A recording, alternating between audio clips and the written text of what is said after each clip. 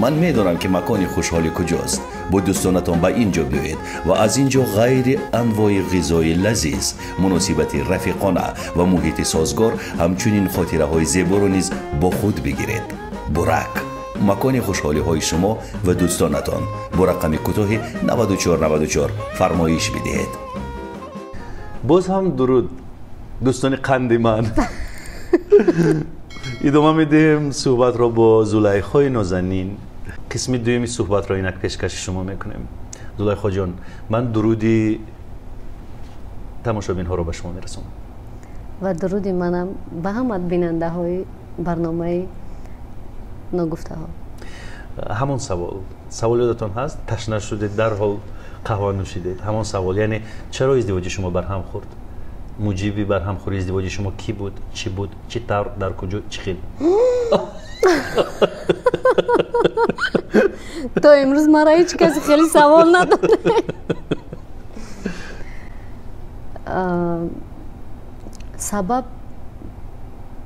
سببش خیلی زیاده، ولی من یک کوتاه یک جوشا میگم، همین که خیلی با دیگر کس ازدواج کردم، زن گرفتم، اویله داشتم. من میدونم که در مشرق زمین مردها با 2 زن، 3 زن، حتی 4 زن زندگی میکنند. این قانونی هم نیست، اما اکنون راجع به این چیز حرف نمیزنیم، لیکن هست. حیات واقعی نشان میدهد که مردهای 2 زنه و 3 زنه زیادند. نمیخواستید که به حیث مثلا زن دوم باقی بمانید در حیات این مرد؟ راستی گپ نمیشد، همون وقت نمیشد، چون که یک چیزی که برای تو عزیزه ولی در کنار دیگر کس خوبه. من تحمل این چیز رو نداشتم، برای همین خواستم که خوبترش نباشد.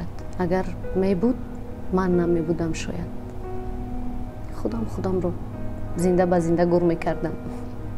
تلاش نشد برای یوزورسیف که با من میماند یا با تو میماند؟ اون میدونست که من نمیدی همین زورسیف رو هیچ وقت. تلاش نکرد که بگیرد؟ حالا چی؟ حالا میپرسد؟ در کشتان میگم. یک زن از شوهرش فرزند دارد الکی، میبیند که مراسم خانه‌دار شوی شوهرش برپا میشود، توی سور و در کنارش عروسی دیگر. مشکل است دیدن این همه. زنها میفهمند که چقدر سخت است، نه آسان نیست. شما دیدید این چیز؟ بله، هر یک پارچه‌اش رو چرا جستجو کرده دیدید یا اینکه نه؟ من حتی نمیخواستم بینم. وقتی که در همین اینستاگرام با من روان کردند، خیلی کیو روان کردند؟ مردم. حتی روزی توی امینا را با منم از طریق اینستاگرام خبردار کردن. من نمیدونستم، من در کنارش زندگی میکردم، من نمیدونستم که توی دوره بعد چند روز. نمیگفت؟ نه، پنهان میداشت. پنهان میداشت، بله.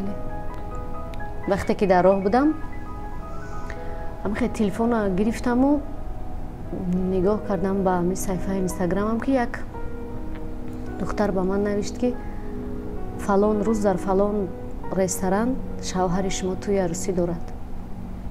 بعدم خیلی تلفن از دستم غلطید. میدونستم که امروز یک روز می آید و امروز هم همون روز بود. بعد نپرسیدید که آیا درست هستین؟ پرسیدم. چی گفت؟ گفت فکر میکنم هم خیلی همین خانگی ها چی کاری کرده ایستن، دو دارن. در حقیقت همین خیلی هم بود، چون من خبردار شدم با چند دختری که باید وام خوردن میدیدن هم دیگره. این نمیخواست رفتن دیدن، از خودش نفهمیدم ولی از دیگر رو از نزدیکانشون. چی رو دیدی؟ در اون نوارها چی بود که به شما از مراسم عروسی او روان میکردن؟ در نوار چی بود؟ فقط برقصکاری. چی؟ همین خیلی بعضی ها پست کردن و چیز نوشتند که ایزد خوشبخت شوی، موافق تناو یافتی، یعنی که من موافق نبودم با او. همه این چیزا یک کوهی وزنی بود که در بالا مفتی. این گریه ها برای اون نیست، برای همون نفری که از زندگی ما رفت. گریه ها برای خدمت که اینقدر سال من صمیمی بودم، اینقدر حاضر خدمت از دوری نگاه میکنم همون حالت را مثل یک فیلم از پیش چشم میگذره. میگم احسن به زلیخا قدر به قوت بده. چیش دشوار بود از همه؟ به عشق زندگی کردن.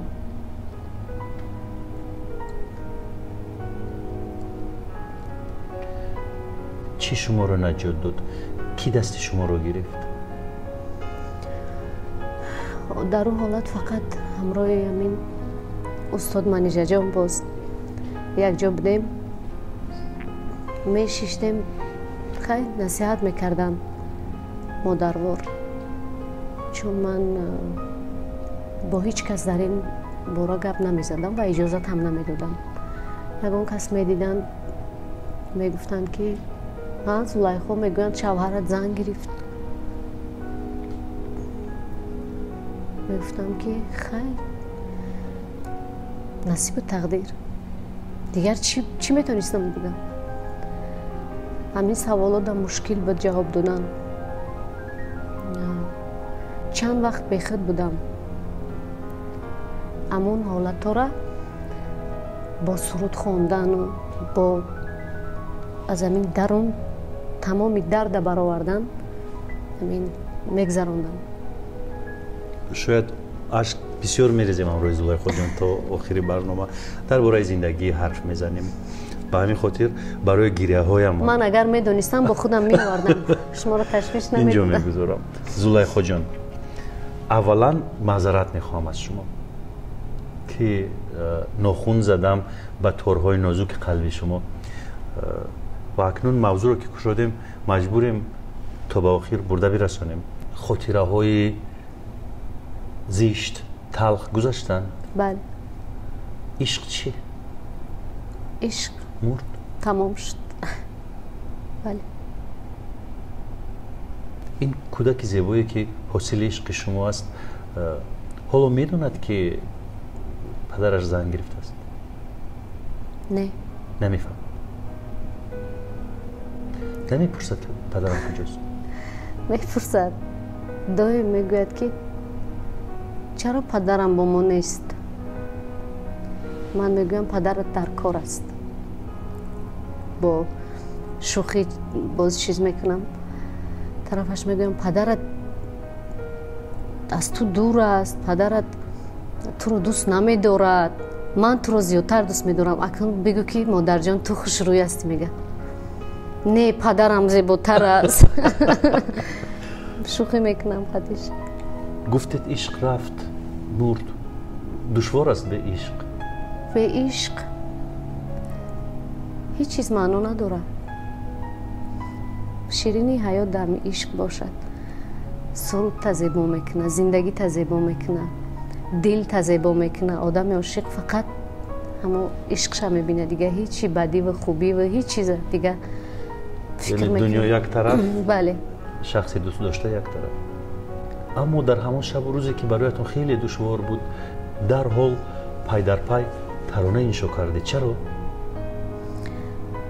حالا که قید کردم که همین تمام غم و همون چی میگن استرس من به همون سرودخوانی میبرآوردم و یک وقت همین خیلی خودم ایستادم گفتم چی خیلی من یک سرود خیلی وقت در کاره که آماده کنم و مثلا در دل جا کنم و بعد ثبت کنم. چی خیلی من تانستم در یک ماه من 10 تا ترانه ثبت کردم. این سرود رو میخوندم یک کمی سبک میشدم، اینش رو میخوندم یک کمی بازم سبکتر میشدم. همین خیلی خودم رو خالی کردم. انسان ها استرس رو به طور مختلف پشت سر میکنند. بعضی ها ولی این میبخشین در پیش گفتون این حالت با من خیلی یاردم داد، کمک کرد. یک وقت به خودم نگاه کردم که من در بازم زینه بالاتر هستم از اون زینه‌ای که بودم، چون ترانه ها زیاد شد، مخلص ها زیاد شد. برای همین من هیچ وقت چی میگویند پشیمان نیستم و با اون مردم خوشبختی خواهانم. مردی بد نبود، بسیار یک آدمی نقص بود. خاطره های نیکم در زندگی دارم همراهش. چی با فقط باید بداشه بگم. نفرت ندارید؟ نه اصلا. اصلا متنفر نیستید؟ چون ما از یکدیگر خفه نیستیم. ما یگان جنگ، یگان از طرف اون کسم یگان حرفی بد نشنیدم و او خودش هم گناهگار نیست. برای همین من هیچ وقت نمیتونم یک انسانی که برای من یگان بدی نکرده است من درباره‌اش یگان سخنی بد بگویم. شرکت فبرلیک بانوان خانه‌نشین و دانشجو دختران به همکاری دعوت می‌کند. اکنون بانوان امکان دارند که از خانه بیرون نرفته تجارت خود را رونق دهند. بانوان عزیز، برای این شما باید با اینترنت دسترسی داشته باشید و به طور آنلاین با مشورتچیان رابطه پیدا کنید. آموزش و با قیدگیری رایگان است. شما با محصولات با صفت فبرلیک حتما موفق می‌گردید. تلفن تماس +7 937 556 68 29. اصلا وقتی که زن و شوهر از هم جدا میشوند، زن عیب و گناه رو به سر شوهر میریزد، شوهر عیب و خطا رو به سر زن میریزد. و حالا که شما میگویید من یگان ذره گیله‌مند نیستم، نرنجیدم و یگان حرفی بد نسبتش نمیگم، من در حیرتم. چرا؟ خیلی قیمت ترین چیز گرفتم برای خودم. چی؟ کیلو میلیون چی؟ از اون دم قیمت. چی؟ فرزند عشق. شکر میکنم. خیلی یگان بدی ندیدم از طرفش. واقعا فرزند قیمت ترین چیز است. بله. هدیه الهی. حقیقت رو با یوزرسیف میگویی در آینده یا نه؟ این پوشیده نیست، خودش میفهمد. آهسته آهسته. بله. کلام که شد حتما میفهمیدگی است. شما گفتید که استرس سخت داشتید. درباره استرس حرف زدید و آدم ها استرس خود رو به طور مختلف پشت سر میکنند. بعضی ها سرود موسیقی گوش میکنند، بعضی ها ظرف ها رو زده میشکنند، پیاله و چایونک رو، بعضی ها تلفن رو زده میشکنند. شما چگونه اعصاب خود رو آرام میکردید؟ من تنهایی رو دوست می‌داشتم. فقط تنها بودن می‌خواستم. حتی بودن حالتایی که سخنی همین نزدیکام، همین فرزندام گوش کردن نمی‌خواستم. فقط تنها بودن. فقط تنها بودن. شما و خدا. بله. و تا امروز هیچ کس نمی‌دونست که من استرس داشتم.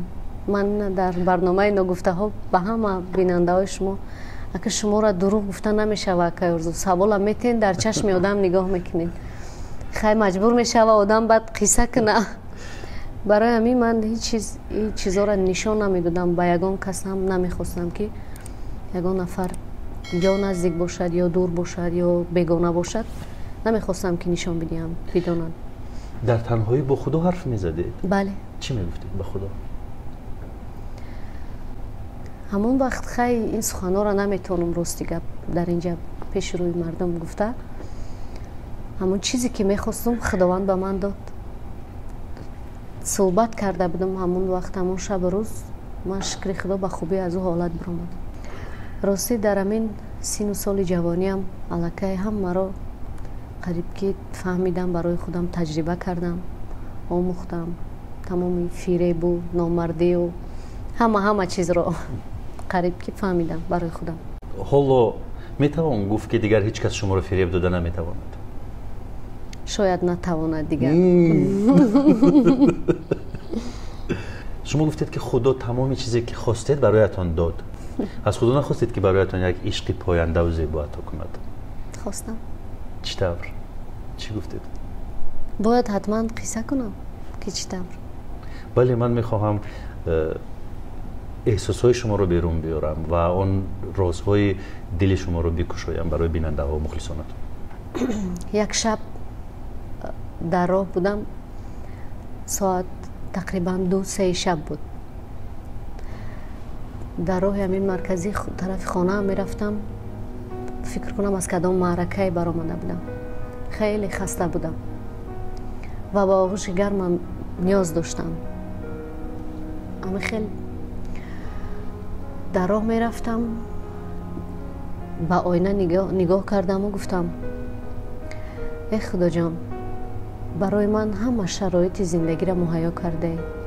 فرزندای نازنین، تمام زندگی بهترین خدا نصیبم گردانده. تشکر، رحمت گفتم به اندازه. انشالله که یک روز منم خواسته های شما را اجرا میکنم. ولی ما گفتم میشه که مرا یک بار دیگه عاشق کنی. من عشق میخوام. گریه کردم. هم خیلی باز گفتم که چی رقم باشد امون مرد. گفتم که میخوام یک مرد قد بلند، یک مرد این خیل اون خیل. هم خیل قصه کردم، باز خنده هم کردم، گفتم من دیوانه شدم. از بین آنقدر وقتم نگذشت که پیدا شد. واو، اما این سنساتسیا. میگذاریم با پست. چون میدونید من خودم همین درد رو که داشتم، من هیچ وقت نمیخواستم از کسی، یک مردی مثلا یک شوهر کسی رو بگیرم. با من خیلی پیشنهاد میکردن، مثلا زنی دوم خیلی قبول نمیکردم، چون خیلی سخت است. من نمیخوام که همون زنی همون مرا بد بینه. چیزی که من میخواستم، مثلا میخواستم یک مردی بیزن باشد که با من ازدواج کند و من آزاد باشم با اون. چون با شوهری که داشتم ما همه وقت در گریز بودیم، پنهانی زندگی میکردیم. میخواستم آزاد باشم. هم خیلی من میترسم همه سخنامو در اینجا بگم، بیاین در این باره دیگه حرف نزنم که حاضر. برای من جالب این است که در داخل ماشین تنها شبانه رفتید و گفتید که خداوند و من همه چیز را دادی، از خدا سپاس کردید در داخل ماشین شبانه. بله. و گفتید که با یک عشق پاک، با یک عشق زیبا نیاز دارم و گفتید که دیری نگذشته. چی؟ دیری نگذشته یعنی سال نگذشت که آرزوی من عملی شود. یعنی آرزو عملی شد. کی است این نفری که آرزوی شما را عملی کرد؟ خیلی یک مرد خوشبخت است که من رو دارد. اصلا نشان دادن همون نفر دا ترس دارم.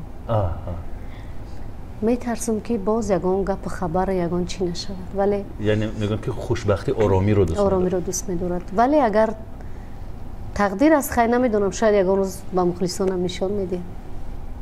حالا وقتش نیست. حالا نه. خیر، میگذاریم با کارهای جدی. خیریت. میدونم که در اینجا من حتما گریه نمیکنم. این بهار، این موسم مخلصان چی رو باید انتظار باشند؟ کارهای جدی زیادند؟ بله، من چند سال است که تصمیم گرفته ایستادم که یک کنسرتی با شکوه برای مخلصان برپا کنم. تالار کلانتر باشد، باز خوبتر می شود. اگر پیدا کردیم حتما یک کنسرت خوب با طور زنده و مخلصان پیشنهاد میکنم. گوه پیشپا میخوریم و میافتیم و باز میخیزیم، زانوهایمان، آرنجهایمان خونشار میشود، ولی باز میرویم به پیش. شاید دخترهای هستند، زلیخاهای کوچک کوچک که استعداد دارند، از مقام یک دختری که از صفر زندگی خود را سر کرد، خشت اولی زندگیش را خودش ماند و این بنای محتشم را آباد کرد. چی میگوید به این گونه دخترها؟ اگر مصلحت بدهم به کسی، مصلحت خوب میدهم، چون من آدم بخیل نیستم. در اینستاگرام بسیاری از زنان از من مصلحت میپرسند، فقط خواهش میکنن یک بار جواب بدین، من همی از شوهرم جدا شدم، من چیکار میتونم کنم؟ خیلی میگم رو افتاده نشوید، یگان کار یگان کسب آموزید. خیلی یگان مصلحت خوب میدیم و یعنی شما در نظر دارید که من به بیننده ها یگان مصلحت خوب بدیم یا چی؟ مخصوص به دخترهایی که مثلا مثل شما آواز دارند ولی امکانیت ندارند، از چیزی میترسند، از چیزی میهراسند. یک چیز است که بی پرده بگویم. بله. اگر در راه راست بروی، مقصدی همین خوب داشته باشی، یعنی که هر کاری که نباشد، مثلا هنرمندی هم یگان جای یگان وای نیست، مثال کسب است. اگر بخوای که صدقاً هنرمند شوی باید همین راه انتخاب کنی برای. مثال آسان نیست. بودن لحظه‌ای که مرا از پشت صحنه بیرون کرده بودن که تو سرود نمیخوانی گفته. بودن لحظه‌ای که مرا گریانده بودن، من خودم یک بیچاره حس کرده بودم، ولی من بازم کوشش کردم. یعنی کنسرت که نشد باید کلیپ کنی، با واسطه کلیپ خودت معرفی کنی. همین یعنی که در دلت آرزو داشته باشی، در راه راست باشی، یگان کاری بد نکنی و بخیلی نداشته باشی، انشالله که موفق میشه.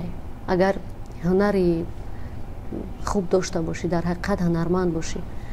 شما گفتید که از بعضی کنسرت ها شما رو بیرون میکردند. چگونه کنسرت ها بودند اینها؟ همین کنسرت های در اولی فعالیت شما؟ بله اول بودیم. هنر معجزه دارد و روزی فرا میرسد که تولا میکنند، التماس میکنند که بیایید. همین خیلی هم بوده. بعد فهمیدم خیلی همش گذشت. شاید من هیچ کار دشمنی خودم نمیخوانم و چون که معنای دشمن نمیدونم چیه. خودم در یگان کس ندارم همین بدی را. همین چیزی که خوبی که در خودم شاید داشته باشم، یگان ذره همین خوبی و خوشبختی خودم به همه زنها آرزو میکنم، به همه هم کسبام هم خیلی. اگر اصلاح کرده میشد بعضی حادثه های زندگی رو، چی رو اصلاح میکردید شما در زندگیتون؟ اگر که همون روزا نمیبود من شاید به اینجا نمیرسیدم. من هیچی پشیمان نیستم، من هیچ چیز. من فقط عذاب رنج دیدم. خیلی یگان کس بی خطاگی نمیشوه، همه خطاگی میکنم، ولی من خطایی من قدر بزرگی نبود که من بشینم پشیمانی بکنم، بگم که من باید این کارا نمیکردم. فکر میکنم همش چیزی که بود با خوبی خودم بود. من نمیگم که مرا در اول فلانی عذاب داد، فلانی سر کرد، فلانی گپی گنده گفت. من اینا را همش مثل یک امتحان میبینم برای خودم. میگویند که مرغزیده از طناب دراز میترسد. یک بار از عشق زخم خوردید، مجروح شدید. دوم باره گفتید که نفر پیدا شده است و اما نامش رو نمیخواهید بگیرید. نمیترسید؟ از چی بترسم باید؟ از اون که یکم بار شما از عشق زخم خورده شدید، دوم بار نمیترسید؟ آخر چی خیلی بگویم، فرق میکند.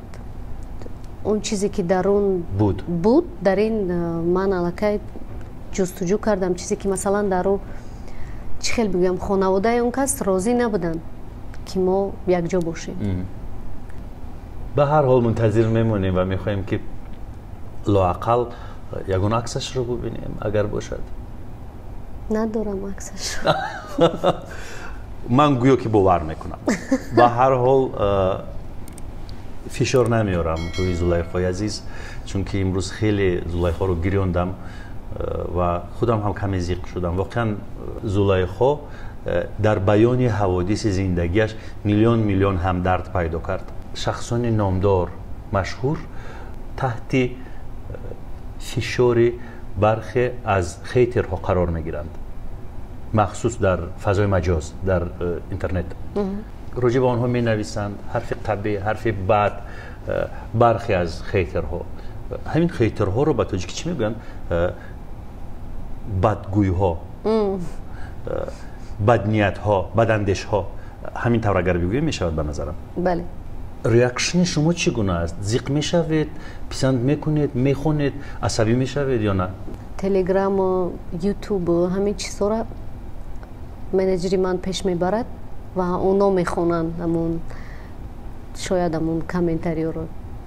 من اصلا به این چیزا اهمیت نمیدهم و وقتم راستی نمیرسد که شینم و یک تا بینم که کی درباره ما چی میگوید. قدر اهمیت نمیدهم. کسی که خوب است خوب باشد، کسی بد است گفتی گپا حوالش بر خدا میسپارم. حتی نمیرنجید؟ نه الکی شاید عادت شد. دوستی صمیمی دارید؟ دارم. کی؟ شما. قربان میشم. اوه، در آخر میخوام باز یک سوال دیگر پیشکش کنم. ترس. از چی میترسی در زندگی؟ از همه چیزی که میترسم اولین همین است که با یگان نفر دوستی میکنی، باور میکنی، همون نفر دشمنت میشه یک روز. یعنی دشمن یعنی ضررش میرساند. میآید پنهانی هم از همین جاهایی که تر ضربه بزنن در میکنه، همون چیزا را استفاده میکنه. بودن نفرایی که در زندگی من آمدن خودشون به شکل دوست معرفی کردن، هم خیلی گویا که جانشون برای من میدهند و هم خیلی انسان ها وقتی از برم دور شدن کی بودنشون دیدم. خیانت کردم. بله. از همین چیزا بسیار میترسم. میشود بگویم که کی ها؟ من از اونو خیلی میترسم. آدمانی بدن. وقتی که خدا داری در بالای سرت، هرچند کوشش کردن که مرا به همون چاهی که کندن به همون برن، ولی خداوند شاهده که خداشون افتیدن در همون برون و من معلوم شد که کی در کجا موند. من نامشون رو نمیخوام بگیرم در اینجا، ولی هم خیلی نفرها هم بود در زندگیم از همونا ترس دارم. توکلشون برم. بله. زلیخا جان عزیزی دلم، خوش آمدید به برنامه ما. خیلی ممنون، تشکر زیاد که دعوت کردین. این بود خیلی سبک شدم. دل ما در شما در مخلصا خالی کردم. کی مرا چه خیلی میفهمه کن خودش و خداوند میدونم. خیلی فکر میکنم یگان سخنی بدم نگفتم و یگان کس هم بدم نگفتم، چون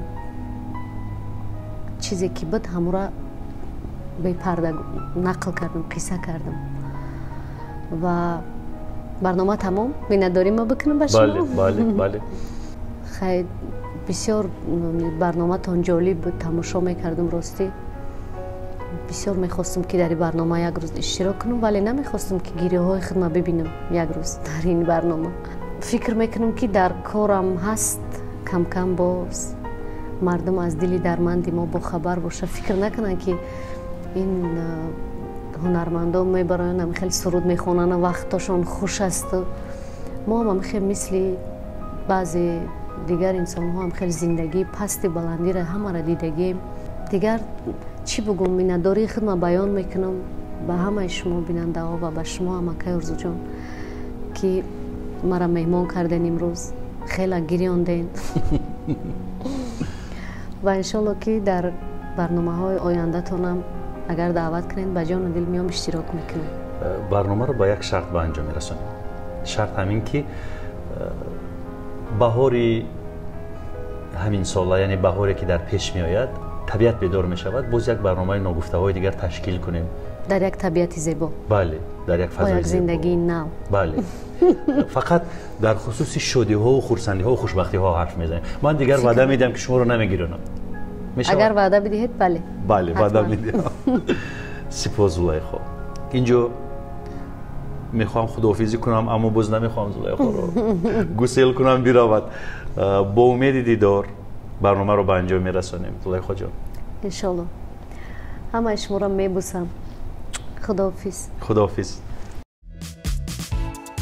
ширкати Фаберлик бонувони хонанишин ва донишҷӯ духтаронро ба ҳамкорӣ даъват мекунад. акнун бонувон имкон доранд ки аз хона берун нарафта тиҷорати худро равнақ диҳанд. бонувони азиз, барои ин шумо бояд бо интернет дастрасӣ дошта бошед ва ба таври онлайн бо машваратчиён робита пайдо кунед. омӯзиш ва ба қайдгирӣ ройгон аст. шумо бо маҳсулоти босифати Фаберлик ҳатман муваффақ мегардид. телефони тамос +7 937 556 68 29